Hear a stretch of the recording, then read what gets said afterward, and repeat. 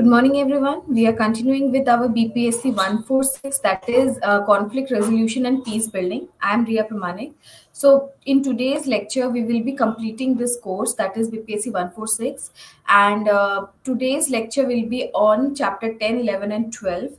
Because with this, we will be completely knowing about whatever there we wanted to know in this course on conflict resolution and peace building. So, this will be the last lecture for this course.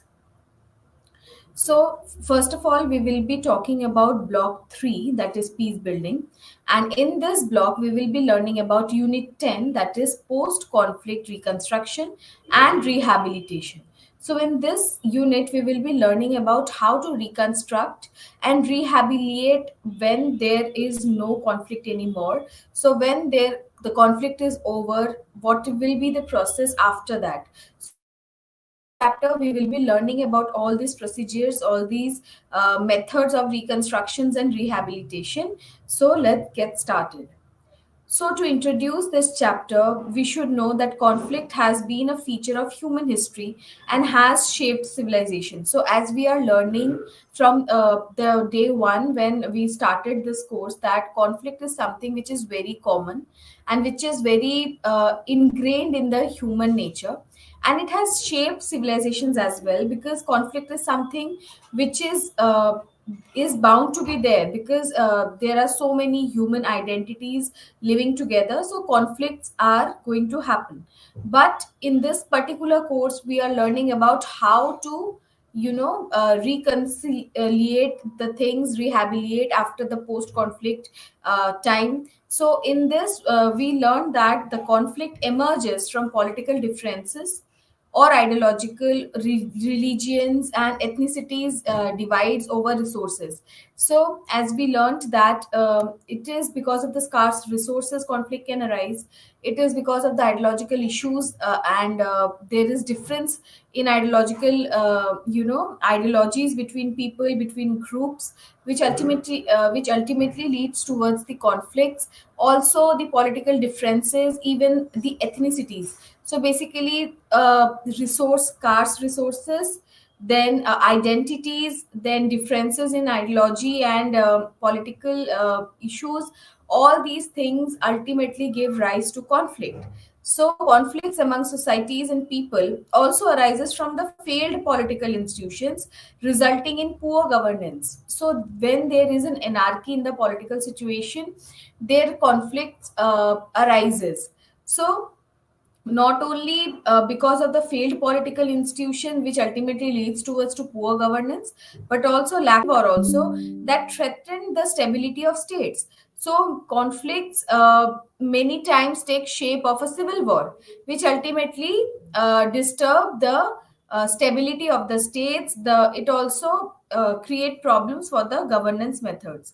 So, at another level, conflict arises due to clash of interest over national values among states, group of states, organizations, organized groups who were so aggressive to uphold their views and interest and win their cases. So, when people became adamant and they become aggressive to uphold their views, also that time conflict arises. So, in contemporary times, conflicts have become transnational in nature and its actors have challenged state authority.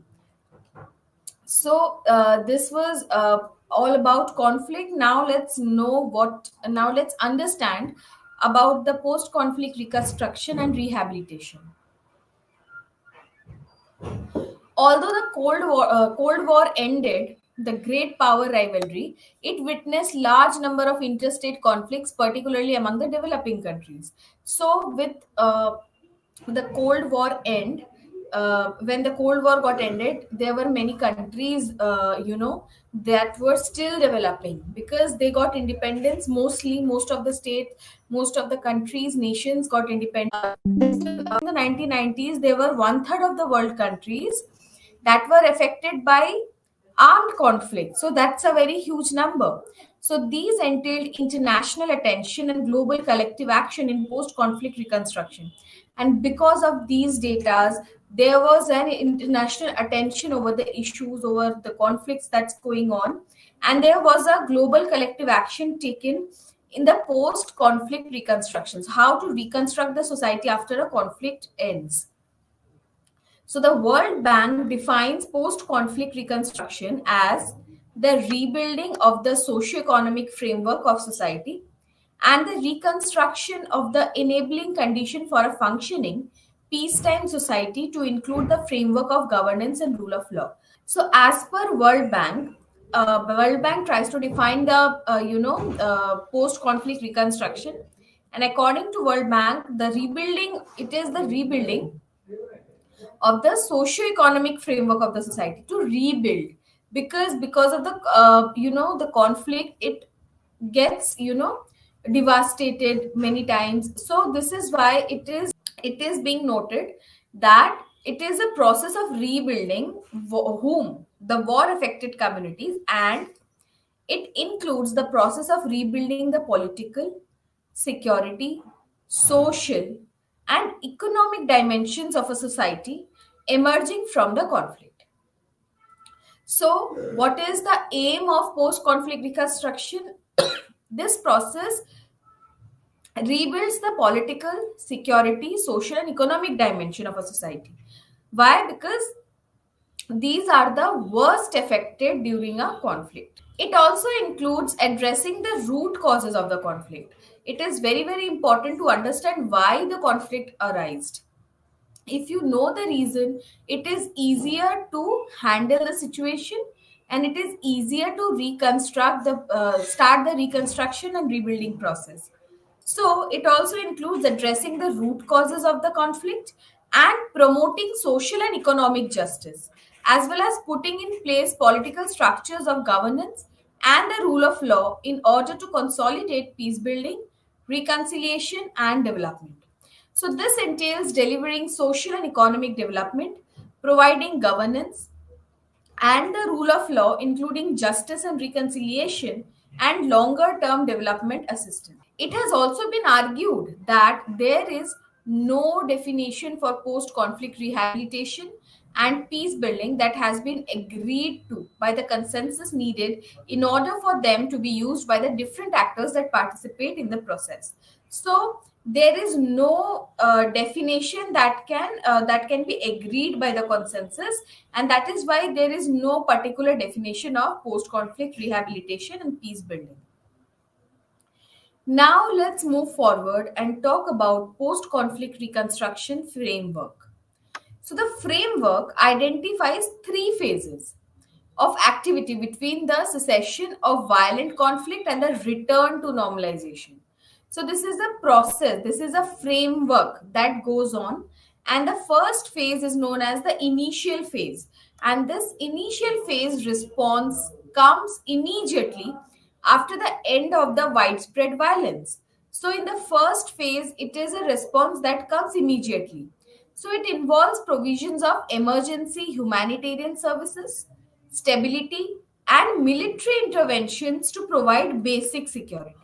So, in this post conflict reconstruction framework, in the first phase, it is to provide the emergency humanitarian services to the people affected, to bring stability in the place, and there is requirement of military intervention to provide basic security because the condition is very worse. So internationally, such responses also include the deployment of peacekeepers. So in United Nations peacekeeping forces, they also work on this phase, and internationally it is deployed. So when there is a conflict ridden area, peacekeepers went there and try to provide the basic and immediate rescue, and then they provide emergency humanitarian services immediately. In that second phase, it is known as the transformation or transition phase. It is a period in which legitimate local capacities emerge and should be supported with particular attention needed for restarting the economy, including physical reconstruction, ensuring functional structures for governance and judicial processes, and laying the foundation for the provisions that are basic social welfare such as education and healthcare.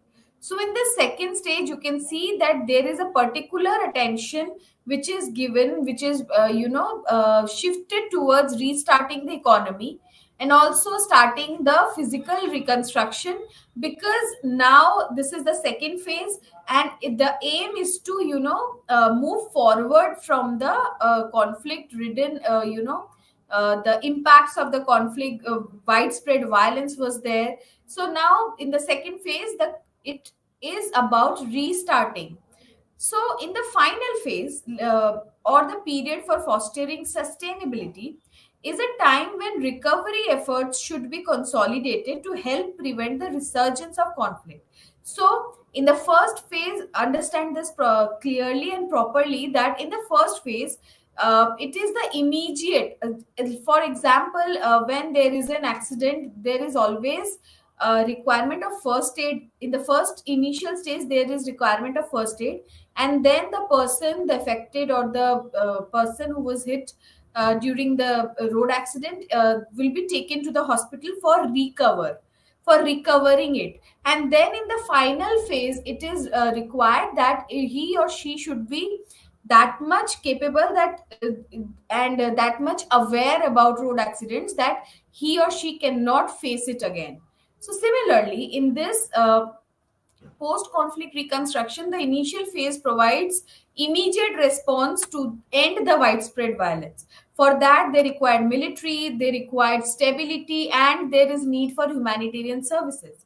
Similarly, in the second phase, you restart the economy, restart to ensuring the functional structures of the governance and also judicial process, and also basic social welfare, that is education and healthcare. In the final stage, it is important to do something, and there should be recovery efforts, and it should be consolidated to help prevent the resurgence of conflict. So military actors, particularly international peacekeepers, withdraw, and society begins to normalize during this phase. So in this final phase, there is a requirement for normalization, because in the past phase, it was recovering, the recovery was started, and in this final phase, it is an effort to bring back the normalization that was there before the conflict hit. Now let's talk about actors and the stakeholders. So it is known that no single actor can manage the post-conflict reconstruction and rehabilitation, and requires the assistance and support of a variety of actors, both at the government and non-government level.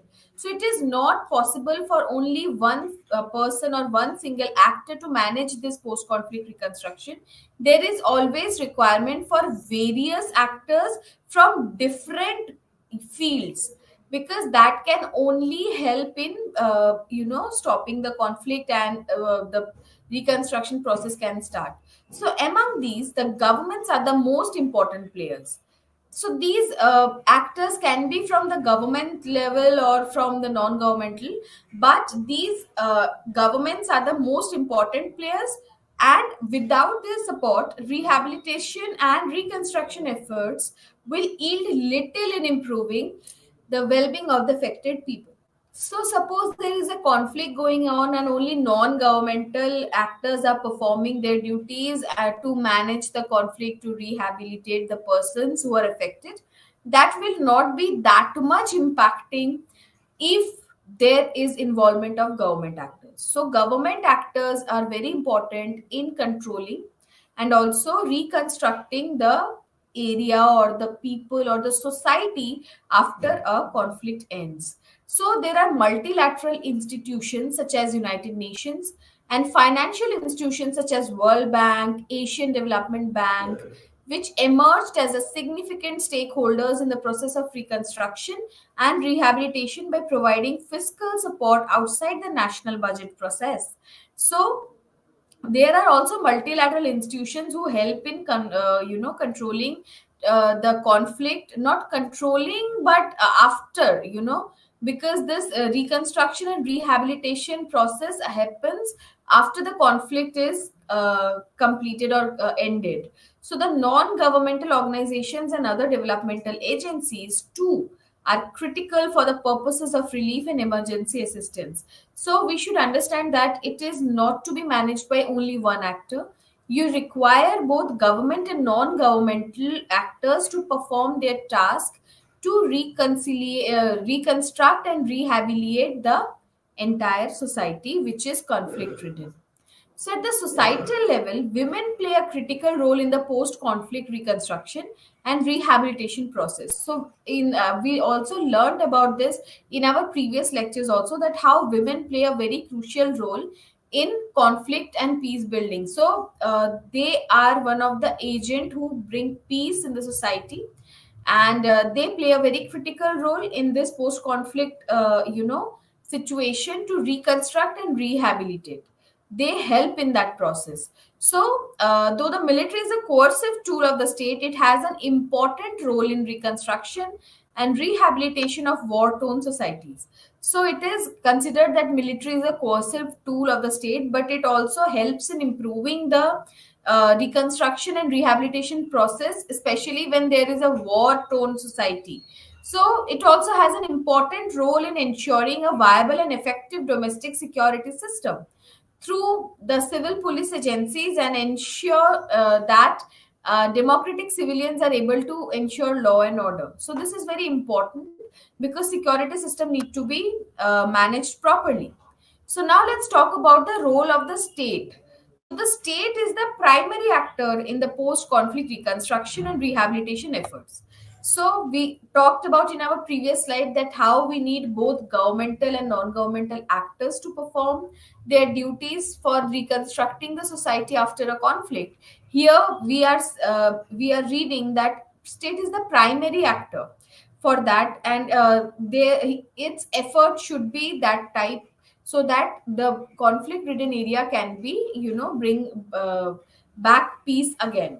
So it should formulate and lead the development strategy and be in the driver's seat. So that is the role of the state to bring back peace in the society, in the state, and the government must undertake economic recovery and structural adjustment programs to restore the macroeconomic stability and bring down inflation. So whenever there is a conflict going on, there is high chances of inflation that impacts the poor people or the conflict ridden people very much. So it was the government's duty to undertake economic recovery and restore the macroeconomic stability in the state.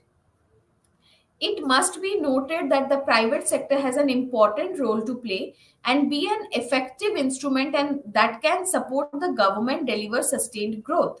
So also economic growth requires the active participation of the population. So not only government and non-governmental sectors are working on this, but also economic growth requires active participation of the population of the particular country. Now let's talk about the role of the United Nations. So during the Cold War period, the United Nations mandate for international governance entailed supporting states to monitor borders and ceasefires and in the conduct and monitoring of elections. So during the Cold War period, it was the UN mandate for international governance which supported states. However, in the post Cold War period, the UN has been increasingly engaged in the post conflict reconstruction and rehabilitation missions. So, the focus of UN shifted after the post conflict post Cold War period, and now it increasingly engaged in the reconstruction and rehabilitation missions. So, in the year 1992, Boutros Ghali, the former UN Secretary General in the landmark and Agenda for Peace, we have read in our previous lecture about this, set out an international strategy for conflict prevention, peacemaking, peacekeeping, post conflict reconstruction, and peace building. So, Boutros Ghali's an agenda for peace is very important. And as you are seeing that we are repeating this because this agenda for peace is one of the landmark report which came by which generated and which was created by Boutros Ghali. So it is something which is very very important for peacemaking, peacekeeping, etc. And since the post conflict reconstruction has been an agenda for the UN in its efforts to rebuild war affected communities. So, UN started working on, reconstructing and rehabilitate the people, or specifically to rebuild the war affected communities because they are the worst hit. So it is the population which is suffering from a conflict. So UN focuses on those communities who are sufferers, who are the victims, or who are, who are part of this conflict, and they were very, very, you know, impacted by this. So now let's talk about the role of military. So the role of military in the post-conflict reconstruction and rehabilitation has been an acknowledged factor. So in that context, it has been noted that the use of military force in the aftermath of a conflict to underpin rapid and fundamental societal transformation, including comprehensive efforts aimed to engineer major social, political, and economic reconstruction. So after the conflict ended, the use of military force is very, very important. So it is required for, for major social, political, and economic reconstruction. So the military is an important tool for post conflict reconstruction and rehabilitation, at least in three areas. So, what are these three areas? First is to establish a secure and safe environment for the people at large and for the development agencies to commence their activities. Secondly, it is important to restore the essential services to an acceptable standard. So, after a conflict ended, there are requirements for essential services which military provides. So, here military, plays a very important role. There is also they also wanted to create stable conditions for development and economic growth. So, this is how military plays a very crucial role in post-conflict time. Now let's talk about the role of civil society organizations and non-governmental organizations. So the civil society organizations and non-governmental organization NGOs are important stakeholders and have assumed a crucial role in the post-conflict reconstruction and rehabilitation dynamics. So these entities plays a pivotal role by setting up and maintaining essential services, assisting the refugees, internally displaced populations in remote areas. So this NGOs plays a very, very important role, in the post conflict reconstruction and rehabilitation dynamics because they provide essential services to the people, especially they assist the refugees or the internally displaced population. They help strengthen the societies through their deep understanding of the local needs and culture.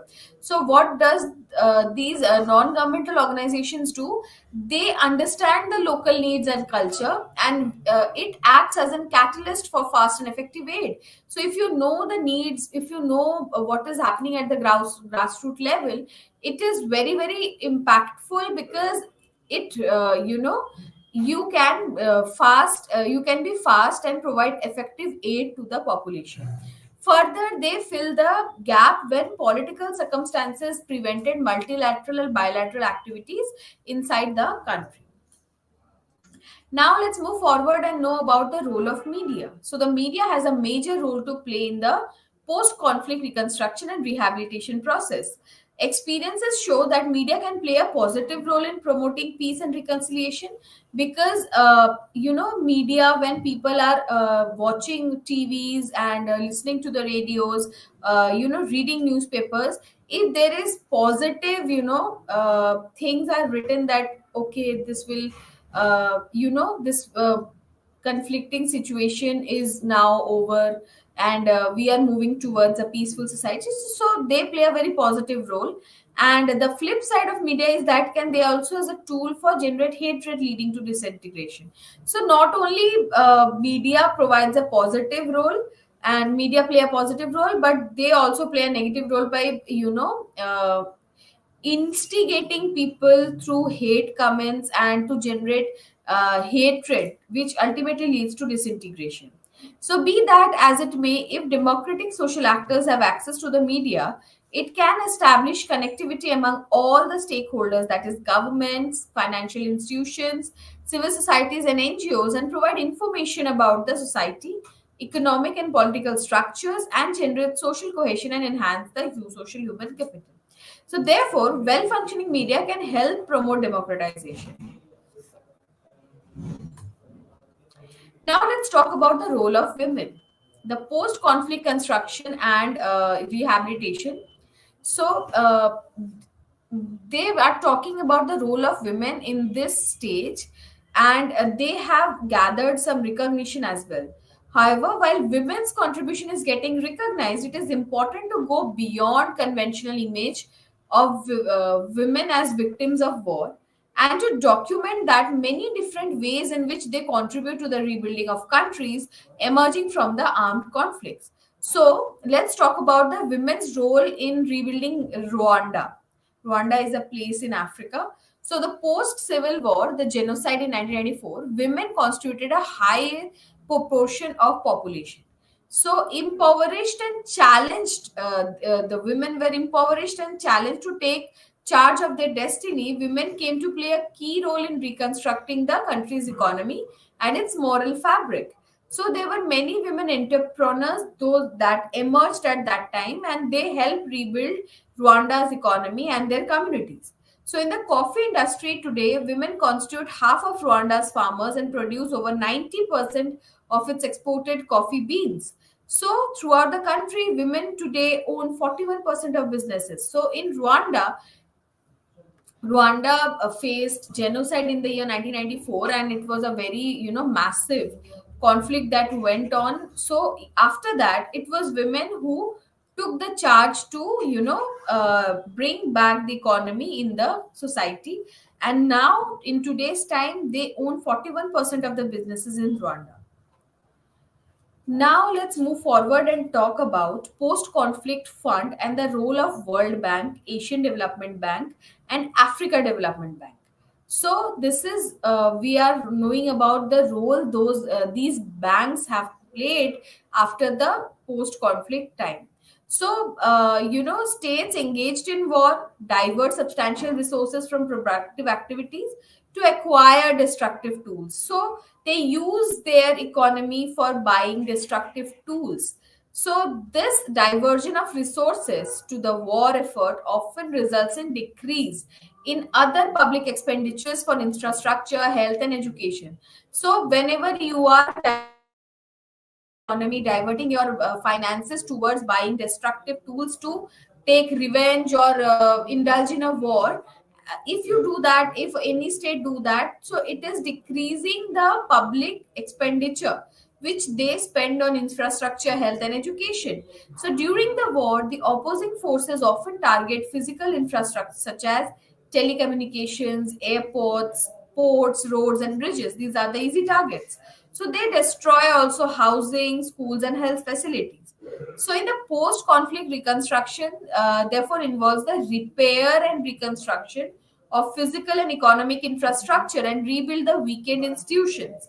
So funds for the post-conflict reconstruction activities can broadly divided requiring funds for relief and the other for the long-term development. So the immediate post-conflict situation requires a large amount of aid for the conflict-ridden country to become stable, and on they require this amount on urgent basis, and the long-term development funds can be made available for a period of a time.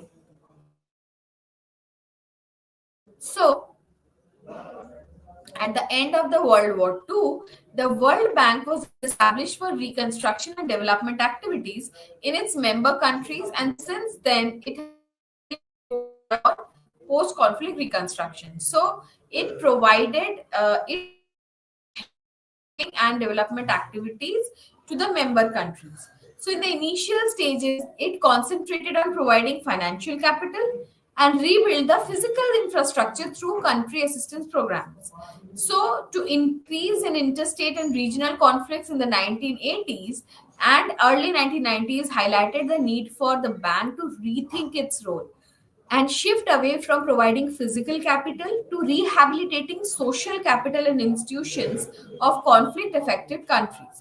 So, with its successful track record in the post conflict reconstruction and development activities, in the year July 1997, the Executive Board of the World Bank decided to constitute and establish the Post Conflict Fund, PCF. This is the short form.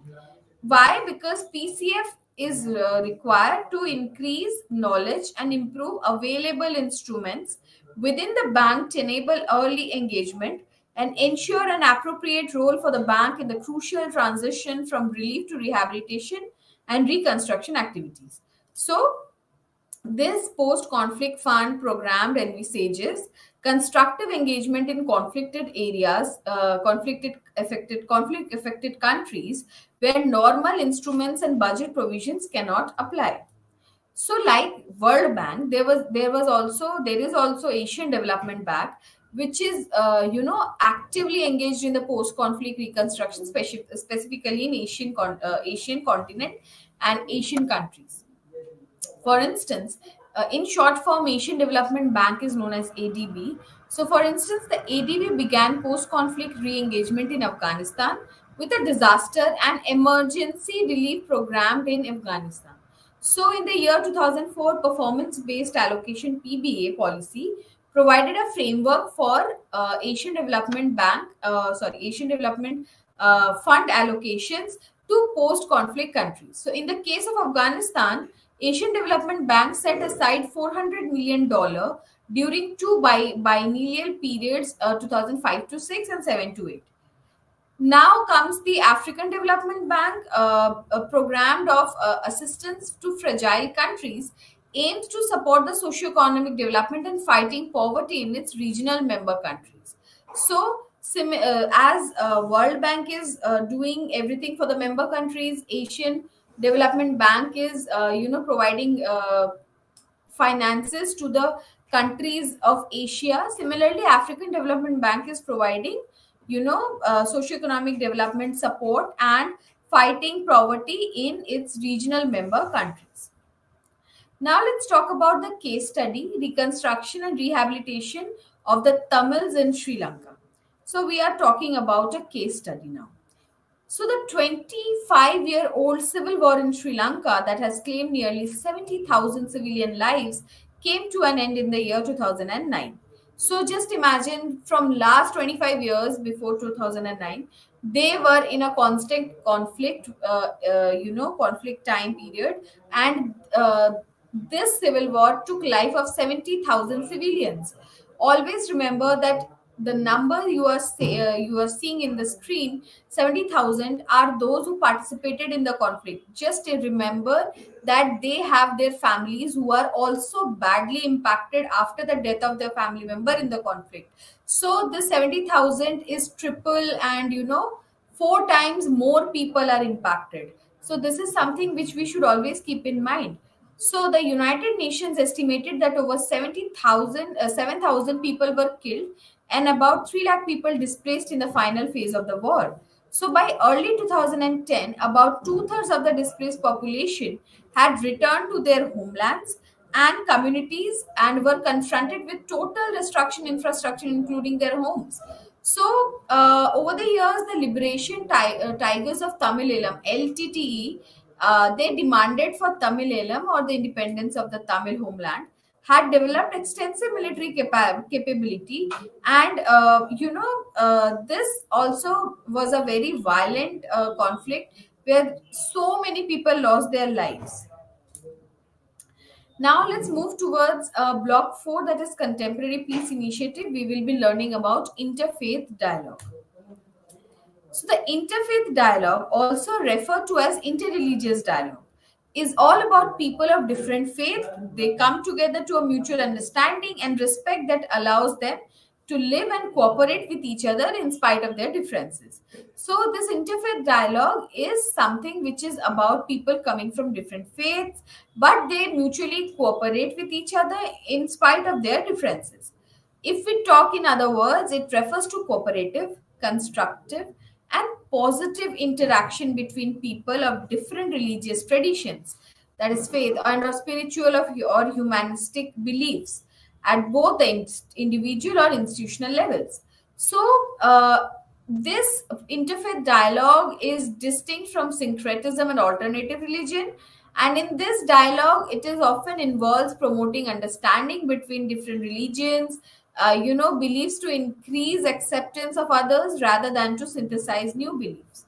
So, through such dialogue, interfaith differences that many a time cause conflicts can reasonably be reduced.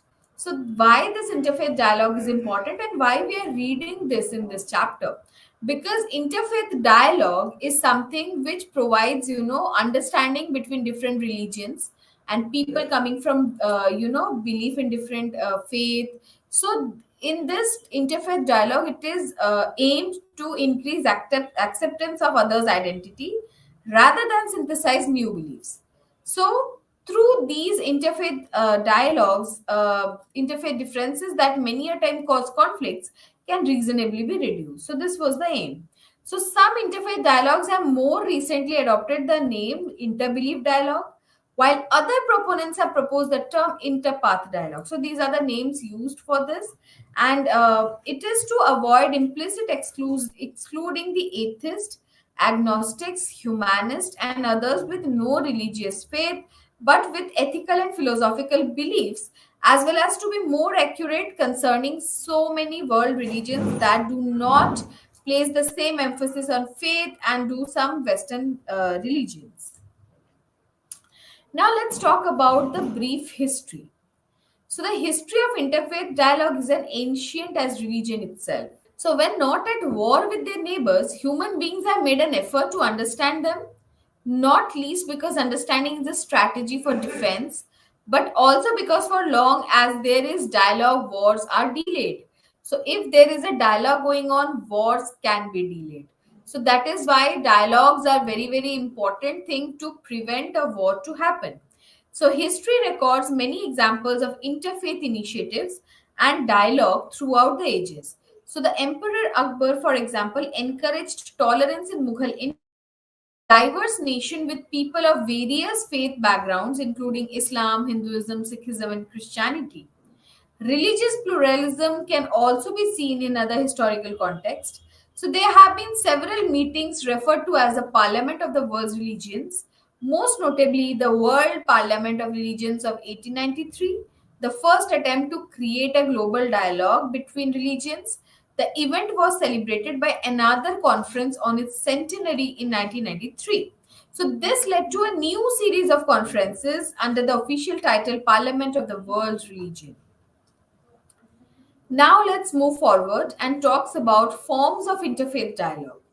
The first is the dialogue of life. So it can be called unarticulated dialogue because it could take place in all the ordinary interactions and interrelations between people of different religions without a premeditated plan or structure. So, dialogue of life, according to Rifat Hassan, is not contrived.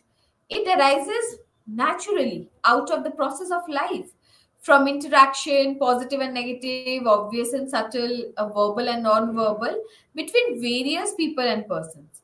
So it emerges as the people strive to live in an open and neighborly spirit, and it goes on with their everyday businesses on getting to know with each other, of being good neighbors, living peaceful and harmony. So such dialogues can take place in our homes, families, villages, school, town, cities, etc. So, this is something about the dialogue for life. Now, let's talk about the dialogue of common action and social dialogue. So, Cardinal Arinze called it dialogue of action. This happens when people of different religions cooperate and involve themselves in joint projects for a common good or common concern, such as building a road, bridge, hospital, or a center for learning. So, when people come together for a common good and common concern, this happens, the dialogue of action happens. For instance, there are some joint organizations of Christians and Muslims working for the promotion of human rights and eradication of the disease. Now let's talk about the theological dialogue or discourse. This takes place on academic or official levels between experts, theologians, and religious leaders. So, the aim of this exchange is not to reach a common belief, but rather to clarify what each partner believes, to appreciate each other's spiritual values, and to have a better understanding of the differences. So, this kind of dialogue helps to clarify issues, to create greater understanding, and remove prejudices. In this theological dialogue, with the use of science and technology, they find a consensus where they can meet in order to face the challenges of the modern world. Now let's talk about the dialogue of the religious experience. So the prayer and meditation as fundamental expressions of religious faith could be inter-religious meeting point because there are a lot of experiences to share in different traditions. So this dialogue of religious experience involves interfaith prayers and also occasions when spirituality and religious texts are studied by members of both the faiths. So, this dialogue in all its form involves a certain amount of patience and humility, and it requires a level of expertise. This is very important. So, differences exist between people, but they also share a common humanity and desire to serve the gods they believe. So, it is, this dialogue is living one's faith in the presence of people of other faiths. So, this is what is unique about this dialogue of religious expertise. Now let's talk about the obstacles to dialogue. What are the obstacles that comes in, a path of dialogue?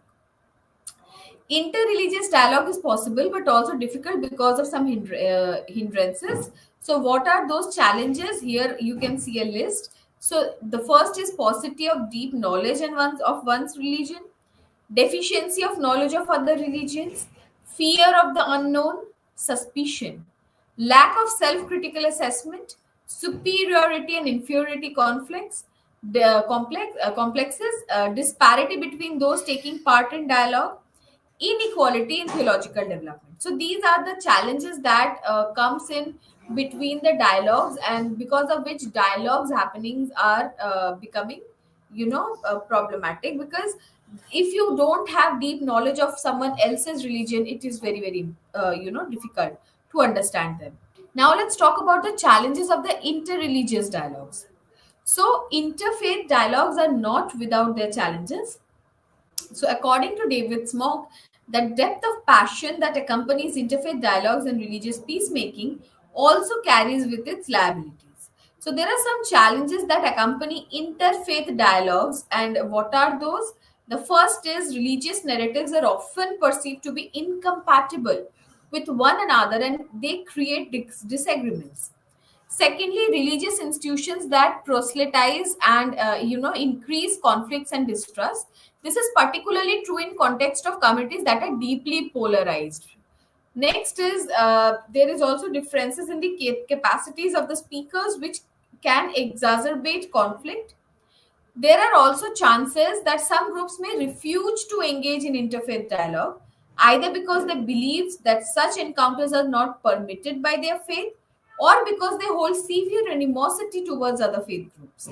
So, fifth is that interfaith dialogue may also oversimplify the similarities and convergences in different religions, thereby fail to inculcate the feeling of respect for differences in other religions. So, this interfaith dialogue and other forms of religious peacemaking may also open old wound. This is also possible. So, this is why these are the challenges for interreligious, things. So, there are many interreligious and interfaith organizations that are there. So, there is International Interfaith Dialogue India, that is, voluntary organization which established in 2009 in Kochi. There is also Interfaith Encounter Association, IEA. This was established in the year 2001, and they try to, try to build peace through joint community at the grassroots levels, and through interactive interfaith dialogue at its vehicle. Next come the Messiha Foundation International. This is MFI, has centers across the globe, including America, Canada, UK, India, Pakistan, Sri Lanka, and Japan. So this Messiha Foundation International, the members of all religions and faiths through the spiritual sciences are taught by Ra Gohar Shahi. It aims to promote mutual love and peace. There is also Project Interfaith, which is a non-profit organization. There is Insight Film Festival, and also United Religious Initiatives, that is URI. There is also Jordan Interfaith Coexistence Research Center, then Heavenly Culture, World Peace, Restoration of Light, WARP Summit, and Religious Dialogue for Peace. So, what are the importance of interreligious dialogues? You can see that it enhanced understanding and it can lead towards more peaceful coexistence. And it talks about the sustainable and respectful relationship based on dialogue and engagement. And this examinations will ultimately increase self understanding. So this is how importance of religious interreligious dialogue helps. Now let's move towards the last chapter of this course, that is on peace initiatives. This comes under block 4, that is contemporary peace initiative, and this is the last chapter we are learning in this course, that is unit 12, peace initiatives. So to introduce this unit will be, we will be learning about 5 important persons: Vinoba Bhave, Jayaprakash Narayan, Martin Luther King Jr., Nelson Mandela, and Jean Sharp.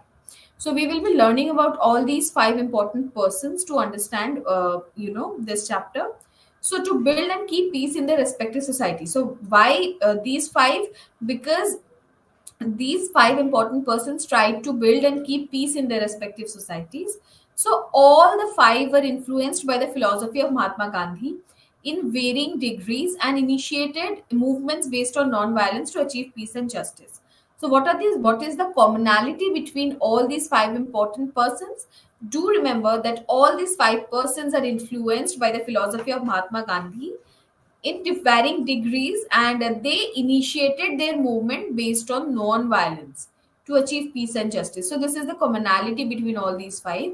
So the non-violent movement initiated by them were in societies where vertical conflict was prevalent, also where oppressed groups were trying to free themselves from the domination, and where their opponents involved were not equal but powerful.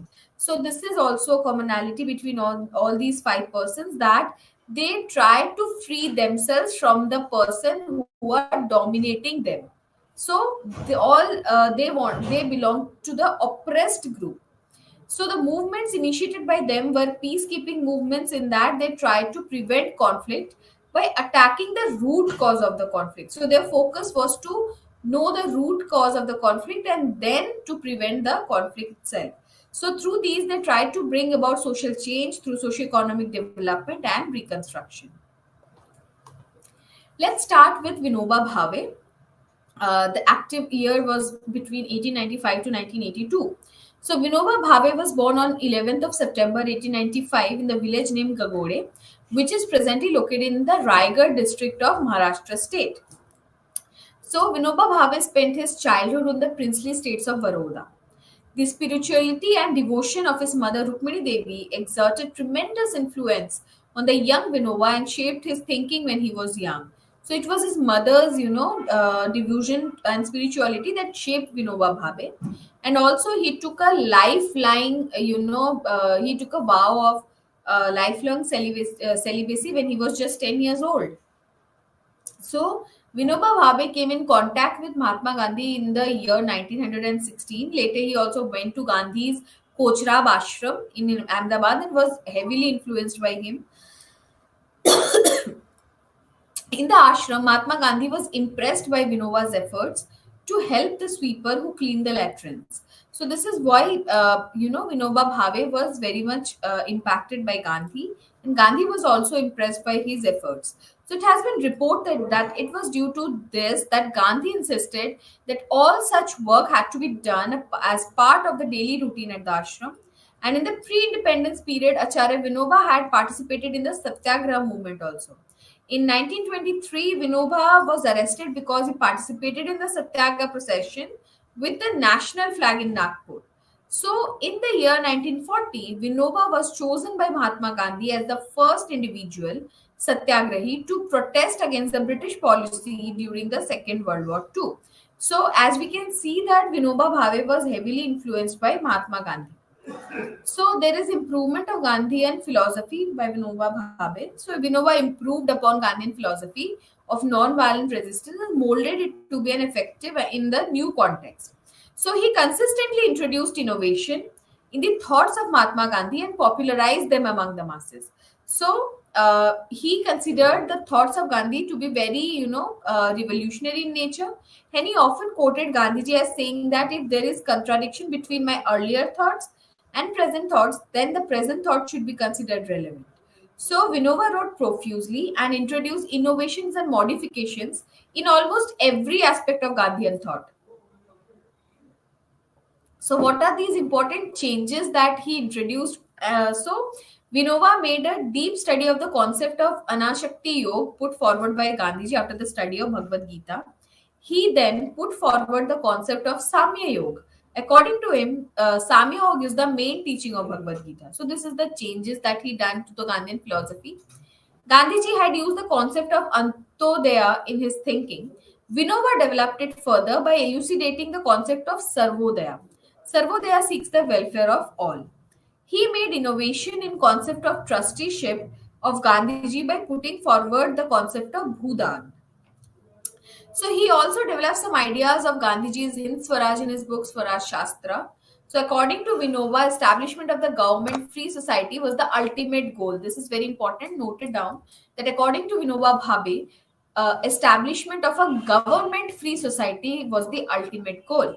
So Vinoba Bhave tried to further develop the concept of satyagraha. His movements of satyagraha did not oppose the state in a severe manner. So there is also resistance against injustices. So Vinova put forward 5 types of political resistance against injustice. What are those? Resist evil with greater violence, resist evil with equal violence, resist evil with non-violence, resist not evil, and then non-violent assistances in right thinking. So now let's talk about the Bhudan and Gramdan movement. So one of the reason for many, social conflicts in contemporary times is on the question of land. Lack of access to it by large sections of the people is linked to socioeconomic inequalities and deprivation of poverty. So this Bhudan movement was an advanced form of Gandhiji's concept of trusteeship, and Vinova was that of a view that land problem in India could be solved through the use of Bhudan Yajna, which was compassionate approach to the problem. So he also observed that land reform legislation which was passed by the government had proven to be ineffective in solving the problems of the landless. So Bhudan movement was the application of the principle of love, truth, non-violence to solve the problem of rural inequality and the problems of the landless millions. So this is what all about Bhudan and Gramdan movement. Now let's move forward towards Jayaprakash Narayan. So his active years was between 1902 to 1979. So Jayaprakash Narayan was born on 11th of October 1902 in the village of Sita Badiaren, Saran district of Bihar. So he was popularly known as JP or Lok Nayak. Lok Nayak in English, it's the meaning is the people's hero. So he went to America for his higher education. He came under the influence of Marxist thought in America, and also he did not join the Communist Party of India when he returned to India. So he became leader of the socialist group within the Indian National Congress. He was also arrested for undertaking revolutionary activities during the Quit India movement, and he also worked as a secretary of the Socialist Party after his separation from the Congress in 1948. So in the year 1950, JP visited Wardha and met Vinoba Bhave at Pavnar. He was influenced by Vinoba Bhave's philosophy and program of social reconstruction, and he was fascinated for non-violence. Evolved gradually. He was very much fascinated. Later on, we can see that. So he was greatly influenced by Mahatma Gandhi's thought of relationship between ends and the means. In his thought, the philosophy of JP had great, highest importance to Lok Niti, that is people's polity. He was of the opinion that politics should be give way to Lok Niti. For JP, the village was the natural habitat of human beings, and therefore development of villages was the necessary condition for the development and peace of society. So he visualized the solution of the land problem in Vinova's Bhudan movement, and he took a pledge of dedicating his life to bring about social transformation through work in the Sarvodaya and the Bhudan movement. So he was in a favor of solving the problem of land through peaceful means. His total revolution is very important to understand. This total revolution movement is an appropriate example of non-violent resistance in the post-independence era. So JP led the movement in Bihar and maintained its momentum by organizing strikes, demonstrations, and marches. So JP's concept of total revolution was a synthesis of Gandhian thought, teachings of Karl Marx, and the principles of the Western democracy. So it was based on the Gandhian principle of changing society with non-violent techniques. Now let's talk about Martin Luther King Jr. Martin Luther King, 1929 to 1968. So Martin Luther King Jr. was a prominent leader of the civil rights movements in America. He was a clergyman and became a civil rights activist later in his career. So he used the technique of non-violent resistance for the advancement of civil rights of the American black people. He was also awarded the Nobel Peace Prize in the year 1964 for his work against racial segregation and racial discrimination by using non-violent means. But he was assassinated in 1968. So, according to King, non-violence was the moral principle. So he wrote a book and described 5 notions that show his commitment to non-violence as a method of resistance. You can see that non-violence is not to be practiced by the cowards because it takes great courage to stand defenseless in front of an adversary with weapons who is prepared to use them. Secondly, the goal of the non-violent resistance is with respect and understanding of the adversary and not to harm, defeat, or humiliate him. Then non-violent resistance is against the evil deeds and not against the evil doer. Sorry. True non-violent resistance is physically non-aggressive. It is spiritually aggressive and has the power to influence the soul of the adversary. Then comes the non-violent resistance, which is based on self-suffering. Next comes Nelson Mandela. He spent 27 years in prison for his cause and later went on to become the first black president of South Africa from 1994 to 1999.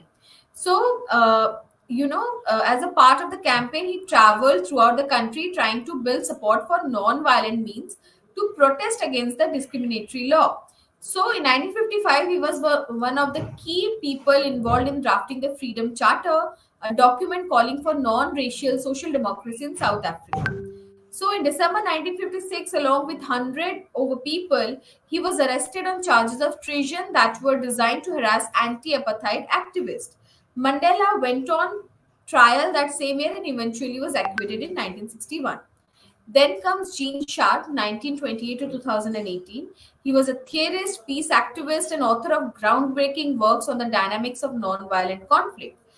Also, in his initial years, he was a political pacifist and refused to sign the draft for conscription of soldiers for the Korean War. So, one of the greatest contribution of Sharp is the fact that he illustrated nonviolent action as a technique of struggle involving the use of psychological, social, economic, and political power. So this is all about today's class, and we end up this entire unit today. This was our last chapter. So with this, I end my lecture today. Thank you.